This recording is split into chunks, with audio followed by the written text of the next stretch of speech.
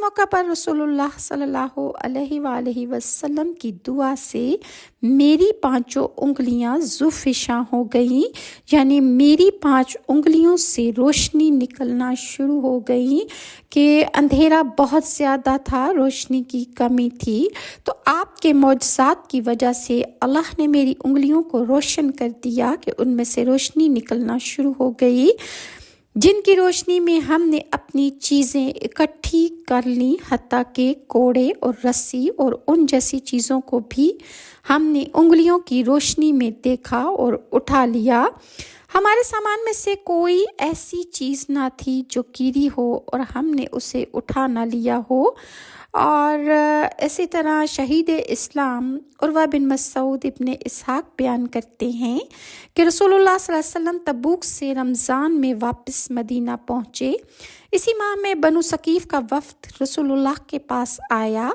وہ تبوک میں آپ سے مل کر چلے گئے، مگر ان میں سے ایک خوش قسمت انسان عروہ بن مسعود آپ کی مدینہ روانگی کے بعد آپ کے نقش قدم پر چلتا ہوا آپ کی تلاش میں نکلا۔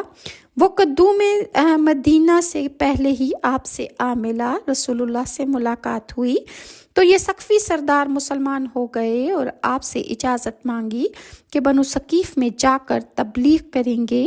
رسول اللہ نے ارشاد فرمایا، تم لوگوں کا ارادہ تو نیک ہے، مگر تمہارے قبیلے کے لوگ تمہیں مار ڈالیں گے۔ رسول اللہ کو بنو ثقیف کی دشمنی اور ان کی نخوت جاہلیہ کا علم تھا۔ حضرت عروہ بن مسعود نے عرض کیا کہ یا رسول اللہ، میں تو اپنی قوم کے درمیان از حد محبوب ہوں، وہ مجھ سے اپنی اولاد سے بھی زیادہ پیار کرتے ہیں۔ ابن اسحاق مزید بیان کرتے ہیں کہ حضرت عروہ اپنی قوم کے درمیان بڑی عزت و احترام کی نظر سے دیکھے جاتے تھے، ان کا حکم سنا اور مانا جاتا تھا۔ وہ اپنی قوم کے پاس آئے اور اس امید پر کہ قوم ان کی عزت بھی ہے اور روب بھی، اس لیے کوئی بھی ان کے حکم عدولی نہ کر سکے گا اور لوگ اسلام قبول کر لیں گے، لہٰذا آپ نے سب کو اسلام کی دعوت عام دے دی۔ قوم نے اس دعوت کو ٹھکرا دیا۔ حضرت عروہ مسلسل یہ دعوت دیتے رہے۔ ایک بلند پہاڑی پر وہ کھڑے ہو کر انہوں نے اپنے اسلام قبول کرنے کا اظہار کر دیا اور عام لوگوں کو شرک اور کفر چھوڑ کر اسلام میں داخل ہونے کی دعوت دے دی۔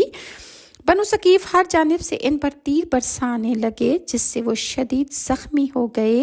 جب زخمی ہو گئے تو ان سے پوچھا گیا کہ آپ اپنے خون کے بارے میں کیا کہتے ہیں؟